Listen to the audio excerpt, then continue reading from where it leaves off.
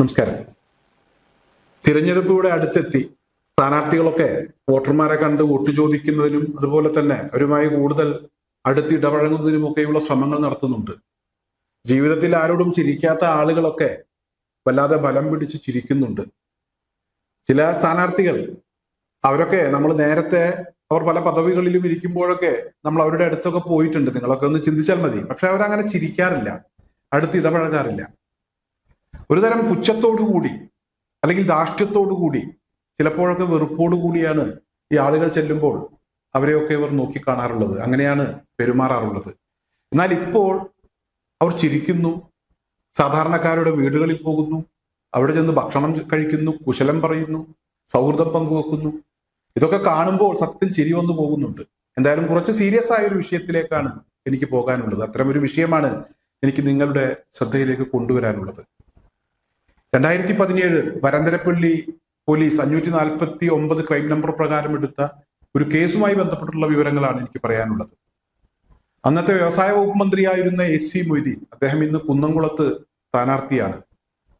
നേരത്തെ സഹകരണ വകുപ്പ്, അതുപോലെ തന്നെ പിന്നീട് വ്യവസായ വകുപ്പ്, അതിനുശേഷം തദ്ദേശ സ്വയംഭരണ വകുപ്പ്. രണ്ടാം പിണറായി സർക്കാരിന്റെ കാലത്ത് അദ്ദേഹം കുന്നംകുളത്ത് MLA ആയിരുന്നു, മന്ത്രിസഭയിൽ ഉണ്ടായിരുന്നില്ല. ഇപ്പോൾ വീണ്ടും കുന്നംകുളത്ത് അദ്ദേഹം ജനവിധി തേടുകയാണ്. കുന്നംകുളത്തെ സംബന്ധിച്ചിടത്തോളം ഒട്ടനവധി വികസന പ്രവർത്തനങ്ങൾക്ക് അദ്ദേഹം നേതൃത്വം കൊടുത്തിട്ടുണ്ട്. ഈ കുന്നംകുളത്ത് ഒരുപാട് വികസന പരിപാടികൾ അദ്ദേഹം നടപ്പിലാക്കിയിട്ടുണ്ട്. അതേസമയം അദ്ദേഹവുമായി ബന്ധപ്പെട്ട് പല വിധത്തിലുള്ള ആരോപണങ്ങൾ ഉയർന്നു വരുന്നുണ്ട്. ഞാനിവിടെ പറയാൻ പോകുന്ന വിഷയത്തിൽ അദ്ദേഹത്തിന് പങ്കുണ്ടോ എന്നൊന്നും എനിക്ക് പറയാൻ കഴിയില്ല. പക്ഷേ അദ്ദേഹത്തിന് പങ്കുണ്ടെങ്കിൽ അത് ഗൗരവമുള്ള വിഷയമാണ്. ഇനി പങ്കില്ലെങ്കിലും അദ്ദേഹത്തിന് വേണ്ടപ്പെട്ട ഒരാൾ ഇവിടെ ഈ വിഷയവുമായി ബന്ധപ്പെട്ട് ഒരു ഇടപെടൽ നടത്തിയിട്ടുണ്ട്. അത് ഗൗരവമുള്ള വിഷയം തന്നെയാണ്. 549/2017 വരന്തരപ്പള്ളി പോലീസ് എടുത്ത കേസാണ്. അന്നത്തെ വ്യവസായ വകുപ്പ് മന്ത്രി എ.സി. മൊയ്തീന്റെ PA കുമാർ എന്നാണ് ഇവിടെ എ.സി. മൊയ്തീന്റെ PAയുടെ പേര്. ഇന്നും കുമാർ തന്നെയാണ് എ.സി. മൊയ്തീന്റെ PA എന്നാണ് ഞാൻ മനസ്സിലാക്കുന്നത്. എന്തായാലും ഇവിടെ കുമാർ ആണെന്ന് പറഞ്ഞ് ഒരു വ്യക്തി വരന്തരപ്പള്ളി പഞ്ചായത്ത് അസിസ്റ്റന്റ് എഞ്ചിനീയറെ വിളിക്കുന്നു. ഒരു ബാറുകാരൻ എന്തോ കാര്യം ശരിയാക്കി കൊടുക്കാനുണ്ട്, അത് ശരിയാക്കി കൊടുക്കണം, അത് മന്ത്രിക്ക് വേണ്ടപ്പെട്ട ഒരു കേസാണ് എന്ന് പറഞ്ഞ് ഇവിടെ വരന്തരപ്പള്ളി അസിസ്റ്റന്റ് എഞ്ചിനീയറെ വിളിക്കുന്നു. ഇവിടെ അസിസ്റ്റന്റ് എഞ്ചിനീയർക്ക് സംശയം തോന്നി, കുമാറിനെ നേരിട്ട് വിളിക്കുന്നു. കുമാർ എന്തായാലും ഈ വിഷയത്തിൽ ഇടപെട്ടിട്ടില്ല എന്ന് പറഞ്ഞ് മുഖ്യമന്ത്രിക്ക് പരാതി കൊടുക്കുന്നു. മന്ത്രിയുടെ PA ചമഞ്ഞ് തട്ടിപ്പ് നടത്താൻ ഒരു വ്യക്തി ശ്രമിച്ചതിന്റെ ഭാഗമായി വരന്തരപ്പള്ളി പോലീസ് കേസെടുക്കുന്നു. അതാണ് ഈ 549/2017 എന്ന് പറയുന്ന കേസ്. ഈ കേസുമായി ബന്ധപ്പെട്ട് പോലീസ് ഇവിടെ കുറ്റപത്രം സമർപ്പിച്ചിട്ടുണ്ട്. പ്രതി കുറ്റം ചെയ്തു എന്ന് പോലീസ് കൃത്യമായി തെളിവ് സഹിതം ഇവിടെ കോടതിക്ക് മുമ്പാകെ, ഇരിഞ്ഞാലക്കുട ഫസ്റ്റ് ക്ലാസ് മജിസ്ട്രേറ്റ് കോടതിക്ക് മുമ്പാകെ ഇവിടെ തെളിവുകൾ സഹിതം കുറ്റപത്രം സമർപ്പിച്ചിട്ടുണ്ട്. എന്തായാലും ഈ കേസുമായി ബന്ധപ്പെട്ട് പിന്നീട് എന്ത് സംഭവിച്ചു എന്നുള്ളതിനെ കുറിച്ച് കാര്യമായി ആരും അന്വേഷിച്ചിട്ടില്ല. അത് അന്വേഷിക്കാൻ ആർക്കൊട്ട് സമയവുമില്ല. പക്ഷേ ഈ കേസ് ആദ്യം പോലീസ് കേസെടുക്കുന്നു, പിന്നീട് പത്രവാർത്ത വരുന്നു, കുറ്റപത്രം കൊടുക്കുന്നു. ഇതിനുശേഷം ഈ കേസ് ഇപ്പോൾ ഇല്ലാതായിരിക്കുന്നു എന്നുള്ളതാണ്. മന്ത്രിയുടെ PA ഈ കേസ് ഇല്ലാതാക്കുന്നതിന് വേണ്ടി, ഈ കേസ് FIR ഹൈക്കോടതിയിൽ റദ്ദു ചെയ്യുന്നതിന് വേണ്ടി പ്രതിയായിട്ടുള്ള നിജോ തോമസ് എന്ന് പറയുന്ന വ്യക്തി ഹൈക്കോടതിയെ സമീപിച്ചപ്പോൾ ഈ പ്രശ്നത്തിൽ പരാതിയില്ല എന്ന് പറഞ്ഞൊരു അഫിഡവിറ്റ് ഹൈക്കോടതിയിൽ കൊടുക്കുന്നു. അത്തരത്തിലൊരു അഫിഡവിറ്റ് കിട്ടിയത് കൊണ്ട് ഈ കേസ് കോഷ് ചെയ്യുന്നു, അല്ലാതെ ഈ കേസ് കോഷ് ചെയ്യാൻ കഴിയില്ല എന്ന് ഹൈക്കോടതി പറയുന്നുണ്ട്. കാരണം ഇതൊരു ഗൗരവ സ്വഭാവമുള്ള വിഷയമാണ്. പരാതിക്കാരന് പരാതിയില്ലെങ്കിൽ കോടതി ഈ വിഷയവുമായി ബന്ധപ്പെട്ട് തുടർ നടപടികളൊന്നും എടുക്കേണ്ടതില്ല. ഈ കേസുമായി ബന്ധപ്പെട്ട് വിചാരണ നടത്തേണ്ടതില്ല.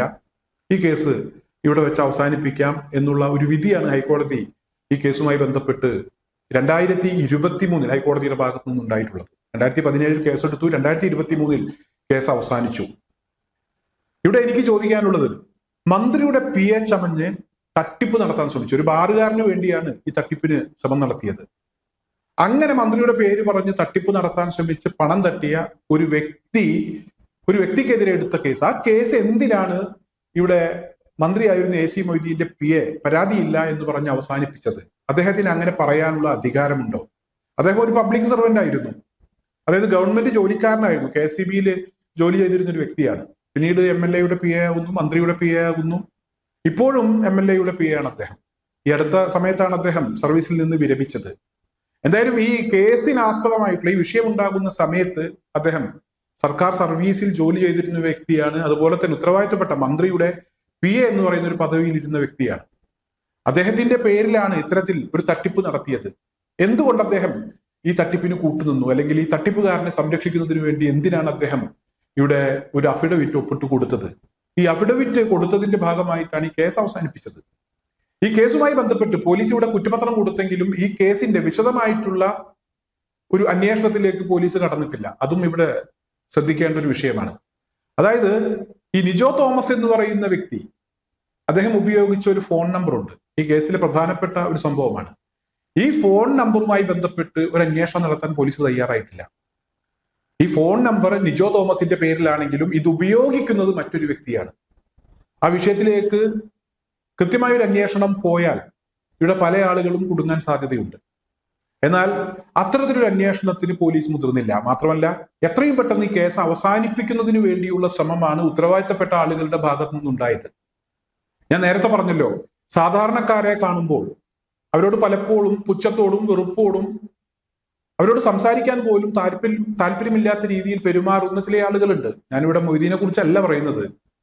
ഇനി മൊയ്തീനെ കുറിച്ച് നിങ്ങൾക്ക് അങ്ങനെ വല്ല അനുഭവം ഉണ്ടായിട്ടുണ്ടോ എന്ന് എനിക്കറിയില്ല. എന്തായാലും അത്തരത്തിലുള്ള ചില സ്ഥാനാർത്ഥികൾ, രാഷ്ട്രീയക്കാരൊക്കെയുള്ള ഈ ഒരു കാലഘട്ടത്തിൽ ഇവിടെ ക്രിമിനലുകൾക്ക് വേണ്ടി ഈ രാഷ്ട്രീയക്കാരും അതുപോലെ തന്നെ അവർക്ക് വേണ്ടപ്പെട്ട ആളുകളും ഒക്കെ ഇടപെടുന്നു, അവരെ സംരക്ഷിക്കുന്നു. അവർക്കെതിരെ പോലീസിന്റെ അന്വേഷണ നടപടികൾ, കോടതി നടപടികളൊക്കെ അതൊക്കെ ഒഴിവാക്കി കൊടുക്കുന്നതിന് വേണ്ടിയുള്ള ഇടപെടൽ നടത്തുന്നു. ഇവിടെ കുമാർ എന്ന് പറയുന്ന AC മൊയ്തീന്റെ PAക്ക് ഈ വിഷയത്തിൽ കൃത്യമായി പങ്കുണ്ട് എന്ന കാര്യത്തിൽ തർക്കമില്ല. ഞാൻ രേഖകൾ സഹിതമാണ് നിങ്ങളോട് സംസാരിക്കുന്നത്. നിങ്ങൾക്ക് ഈ വിഷയവുമായി ബന്ധപ്പെട്ട് 549/2017 എന്ന് പറയുന്ന FIR പരിശോധിക്കാം. അതിൽ എന്തൊക്കെയാണ് പറഞ്ഞിട്ടുള്ളത്, അതിന്റെ FIS ഉൾപ്പെടെയുള്ള മുഴുവൻ രേഖകളും നിങ്ങൾക്ക് തരാൻ ഞാൻ തയ്യാറാണ്. അതുപോലെ തന്നെ ഇവിടെ ഹൈക്കോടതിയുടെ ഒരു ജഡ്ജ്മെന്റ് ഉണ്ട് ഈ കേസുമായി ബന്ധപ്പെട്ട്. 2023 ഈ FIR റദ്ദ് ചെയ്തതുമായി ബന്ധപ്പെട്ടുള്ള ഒരു ജഡ്ജ്മെന്റ് ഉണ്ട്. ആ ജഡ്ജ്മെന്റ് നിങ്ങൾക്ക് പരിശോധിക്കാം. എന്താണ് ഇതിൽ പറഞ്ഞിട്ടുള്ളത് എന്ന കാര്യം നിങ്ങൾക്ക് മനസ്സിലാക്കാൻ കഴിയും. അതിന്റെ രേഖകളൊക്കെ നിങ്ങൾക്ക് മുന്നിൽ പ്രദർശിപ്പിച്ചുകൊണ്ടാണ് ഞാൻ സംസാരിക്കുന്നത്. ഇവിടെ AC മൊയ്തീൻ MLA എന്ന് പറയുന്ന വ്യക്തിക്ക്, അല്ലെങ്കിൽ അദ്ദേഹം മന്ത്രിയായിരുന്ന കാലത്ത് അദ്ദേഹത്തിന് ഈ വിഷയത്തിൽ എന്തെങ്കിലും താല്പര്യം ഉണ്ടായിരുന്നോ? അത് അന്വേഷിക്കേണ്ടതുണ്ട്. ഉണ്ടെങ്കിലും ഇല്ലെങ്കിലും മൊയ്തീൻ അത് തുറന്നു പറയേണ്ടതുണ്ട്. ഇക്കാര്യത്തിൽ മൗനം പാലിച്ചിട്ട് കാര്യമില്ല. ഏതായാലും ഇവിടെ ഇപ്പോൾ ഈ ഒരു വിഷയം മാത്രമാണ് ഞാൻ നിങ്ങളുടെ ശ്രദ്ധയിലേക്ക് കൊണ്ടുവരുന്നത്. മൊയ്തീൻ ഈ വിഷയത്തിൽ മറുപടി പറഞ്ഞാലും ഇല്ലെങ്കിലും ഈ വിഷയവുമായി ബന്ധപ്പെട്ട് ചെയ്തത് ശരിയാണോ തെറ്റാണോ, തെറ്റാണെങ്കിൽ അത് പുറത്തു കൊണ്ടുവരുന്നതിന് വേണ്ടിയുള്ള ഇടപെടൽ ആര് നടത്തിയില്ലെങ്കിലും ഞാൻ നടത്തും എന്ന കാര്യം ഞാൻ നിങ്ങളോട് പറയുകയാണ്. ബാക്കി കാര്യങ്ങൾ, ഒരുപാട് വിഷയങ്ങളുണ്ട് ഇവിടെ മൊയ്തീനുമായി ബന്ധപ്പെട്ട്.